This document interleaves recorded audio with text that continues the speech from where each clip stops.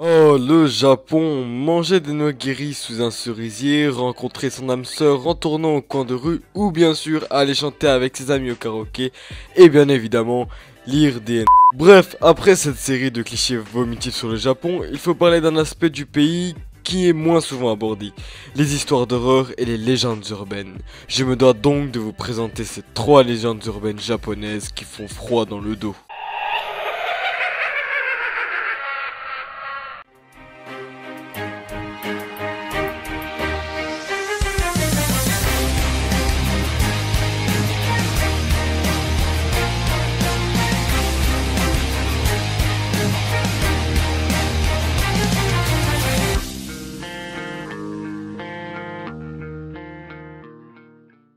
Commençons en douceur avec la légende de Gozu, appelée aussi la tête de vache. Oui, j'ai bien dit la tête de vache, c'est pas vraiment crédible comme nom, mais au fur et à mesure de l'histoire, vous allez comprendre pourquoi on l'appelle ainsi. Alors qu'une classe était en voyage scolaire, le professeur décida de raconter des histoires effrayantes à ses étudiants pour passer le temps. Ce qui est tout à fait normal pour une classe d'étudiants au collège dans un car, il faut bien tuer le temps bien sûr. Alors qu'il commença à raconter l'histoire de la tête de vache, il est dit que les étudiants commencèrent chacun à hurler et à supplier d'arrêter, le récit étant trop effrayant. Bon, pour le moment, rien d'incroyable, mais le professeur était en transe, ça veut dire qu'il ne pouvait pas s'arrêter, ni rien, il était comme si possédé, on peut dire comme ça. Lorsqu'ils reprirent chacun leur esprit, le chauffeur ainsi que les étudiants étaient évanouis, de la mousse sortait de leur bouche. Quelqu'un d'entre eux était mort. Aucun des survivants ne réussit à se souvenir de l'histoire qui avait été racontée.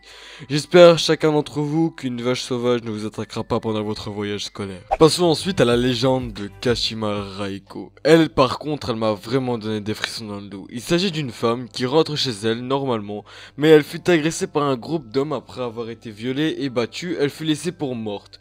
Après avoir repris connaissance, elle l'appela à l'aide sans recevoir de réponse. Elle rampa pour trouver de l'aide, mais elle finit par s'effondrer sur une voie ferrée. Un train passa et la coupa en deux. Depuis, son fantôme erre à la recherche de ses jambes. Si vous la croisez et qu'elle vous demande où sont mes jambes, si vous ne pouvez pas lui répondre, elle vous arrache les vôtres, il faut lui répondre sur la voix de Meishin. Ce à quoi elle répondra: et qu'est-ce qui te l'a dit?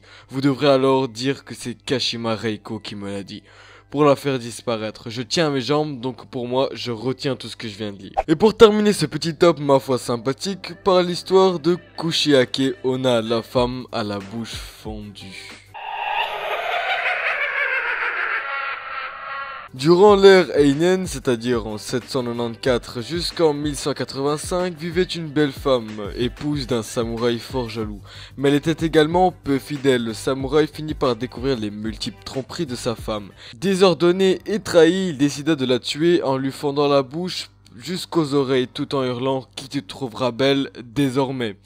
Aujourd'hui, on raconte que la femme à la bouche fendue apparaît la nuit avec un masque chirurgical pour cacher son sourire et une longue paire de cisailles.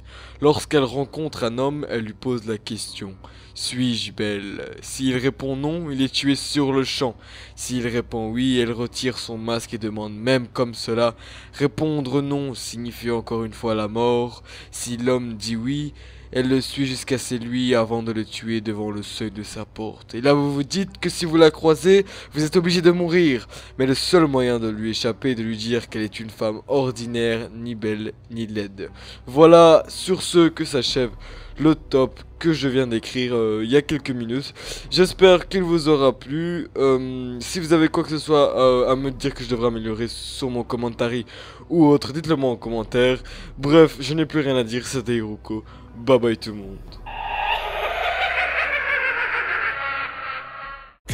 J'ai compris, on s'en sort pas comme ça. On est loin de la vie. Atoni, faut que ça me baisse pas. Gratte pas l'amitié, on est QLF, on s'écarte. Chacun son chemin, chacun son bénéf. J'm'endors cagoulé, j'rêve